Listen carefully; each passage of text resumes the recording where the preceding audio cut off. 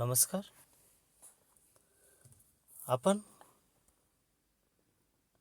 Vision 40+ या व्याख्यानमालेतून विविध घटकावरती चर्चा केलेली आहे. पुन्हा एकदा या गणित या व्याख्यानमालेत तुमचे सहर्ष स्वागत. प्रकरण पहा. आम्ही त्रिकोणमितीचा परिचय या प्रकरणावर चर्चा करूया. पहिल्या प्रकरणामध्ये काही महत्त्वाचे मुद्दे आणि त्रिकोणमितीची गुणोत्तर आपण विस्तृतपणे समजावून घेऊया. तर पहा,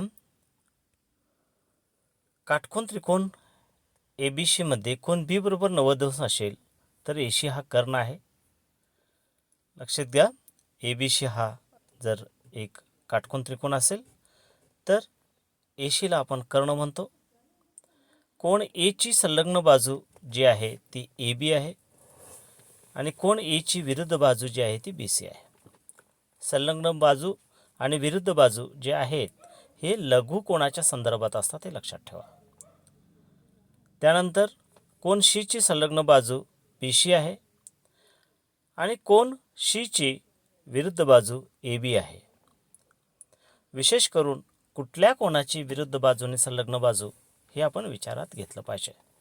आणि जो कोन आम्ही विचारात घेतो विरुद्ध बाजूने संलग्न बाजूसाठी तो लघुकोन असतो, हे लक्षात ठेवा. पुढे जाऊया आपण. तर बघा, त्रिकोणमितीची काही गुणोत्तरे आपण पाहूया. पहिलं गुणोत्तर आपण बघायचं आहे. एक त्रिकोण घ्या ABC. याच्यामध्ये B हा काटकोन आहे. काटकोनाच्या समोरील बाजू ही कर्ण आहे. आता साइन गुणोत्तर जे आहे ती लघुकोनाची विरुद्ध बाजू छेद कर्ण असं आहे. आता साइन कुठल्या लघुकोनाचं गुणोत्तर घेणार त्यावरून विरुद्ध बाजू ठरते. मात्र कर्ण हा ठरलेला असतो, तो म्हणजे काटकोनाच्या समोरील बाजू. आता बघा, लघुकोन A ची विरुद्ध बाजू आहे BC आणि म्हणून साइन A बरोबर BC छेद AC. AC हा कर्ण आहे. लघुकोन C ची विरुद्ध बाजू AB आहे आणि म्हणून साइन C बरोबर AB छेद AC. पुढे जाऊया.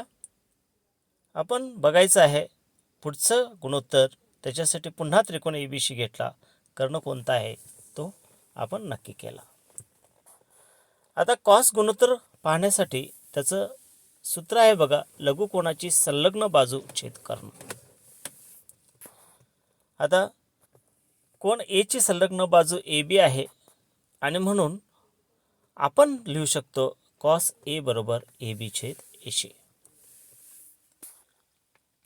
त्याचबरोबर कोन C ची संलग्न बाजू BC आहे आणि म्हणून कॉस C बरोबर BC छेद AC. अतिशय सोपा असतो. आपण व्याख्या ज्या आहेत ह्या व्याख्या व्यवस्थित लक्षात ठेवल्या, ती सूत्र व्यवस्थित लक्षात ठेवली तर त्रिकोणमिती आपल्याला सोपी जात असते. आता पुढचं गुणोत्तर आपण पाहूया. त्याच्यासाठी पुन्हा त्रिकोण ABC घेतला. काटकोनाच्या समोरील बाजू कर्ण विचारात घेतले. आता टॅन गुणोत्तर, लघुकोनाची विरुद्ध बाजू छेद लघुकोनाची संलग्न बाजू. बघा, कोन A ची विरुद्ध बाजू BC आहे आणि लघुकोन A ची संलग्न बाजू AB आहे. म्हणून टॅनचं जे गुणोत्तर आहे टॅन A बरोबर BC छेद AB होते. लघुकोन C ची विरुद्ध बाजू AB आहे आणि लघुकोन C ची संलग्न बाजू BC आहे. मग आता टॅन C काय असेल? बरोबर, तर टॅन C बरोबर AB छेद BC. पुढे जाऊया. त्याच्या पुढील जे गुणोत्तर आहे ते आहे आपण कोसेक गुणोत्तर पाहणार आहोत. तर कर्ण छेद लघुकोनाची विरुद्ध बाजू. हे जे सूत्र आहे हे सूत्र तुम्ही आठवा. याच्या अगोदर साइन सूत्रामध्ये तुम्ही पाहिलेलं आहे बघा, लघुकोनाची विरुद्ध बाजू छेद कर्ण, त्याचा गुणाकार व्यस्त घेतला की कोसेक गुणोत्तर तयार होतं, हे लक्षात ठेवा. आणि म्हणून साइन आणि कोसेक याच्यातील संबंध जो आहे ते एकमेकाचे गुणाकार व्यस्त घटक आहेत, हे आपण विचारात घेतलं पाहिजे. आता कोसेकचे गुणोत्तर A आणि BC साठी काय होतात ते पाहूया. त्याच्यासाठी लघुकोनाची विरुद्ध बाजू आहे BC, म्हणून लघुकोन A ची विरुद्ध बाजू BC आहे आणि म्हणून कोसेक A बरोबर कर्ण AC छेद विरुद्ध बाजू BC. लघुकोन C ची विरुद्ध बाजू AB आहे आणि म्हणून कोसेक C बरोबर AC छेद AB. पुढे जाऊया आपण. तर याच्या पुढचं जे गुणोत्तर आहे ते समजून घेण्यासाठी पुन्हा आपण काटकोन त्रिकोण घेतलेला आहे, कर्ण नक्की केलेला आहे आणि आता आपण समजून घेणार आहोत सेक गुणोत्तर. सेक गुणोत्तर जे आहे ते कर्ण छेद लघुकोनाची संलग्न बाजू. याकडे पाहिलं तर कॉस गुणोत्तराचा हे गुणाकार व्यस्त आहे आणि म्हणून कॉस आणि सेक याच्यातील संबंध जो आहे ते एकमेकाचे गुणाकार व्यस्त घटक आहेत, हे लक्षात ठेवा. तर लघुकोन A ची संलग्न बाजू AB आहे आणि म्हणून सेक A बरोबर AC छेद AB. लघुकोन C ची संलग्न बाजू BC आहे म्हणून सेक C बरोबर AC छेद BC. ही सेक गुणोत्तरे आहेत. आता शेवटचं गुणोत्तर पाहूया आपण. ते आहे तर कॉट गुणोत्तर. आपण त्रिकोण ABC घेतलेला आहे, कर्ण नक्की आपल्याला समजलेला आहे. कॉट गुणोत्तराची व्याख्या आहे बघा, लघुकोनाची संलग्न बाजू छेद लघुकोनाची विरुद्ध बाजू.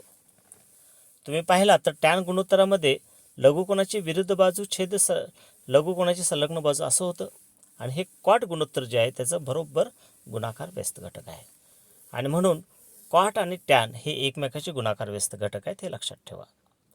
पुढे आपण जाऊया. लघुकोन A ची संलग्न बाजू आहे AB, तसंच लघुकोन A ची विरुद्ध बाजू आहे BC म्हणून कॉट A जे आहे ते AB छेद BC. आता लघुकोन C ची संलग्न बाजू BC आहे, लघुकोन C ची विरुद्ध बाजू AB आहे. लिहा पाहू आता. कॉट Cचं गुणोत्तर लिहिलात? बरोबर आहे. तर कॉट Cचं गुणोत्तर जे आहे ते BC छेद AB आहे. अशा प्रकारे आपण ही 6च्या 6 सर्व गुणोत्तरे या ठिकाणी समजावून घेतलेली आहेत. तर ह्याचा व्यवस्थित अभ्यास करा, पाठांतर करा. वेगवेगळ्या त्रिकोणमितीच्या गुणोत्तरात त्याचा उपयोग होतो. धन्यवाद.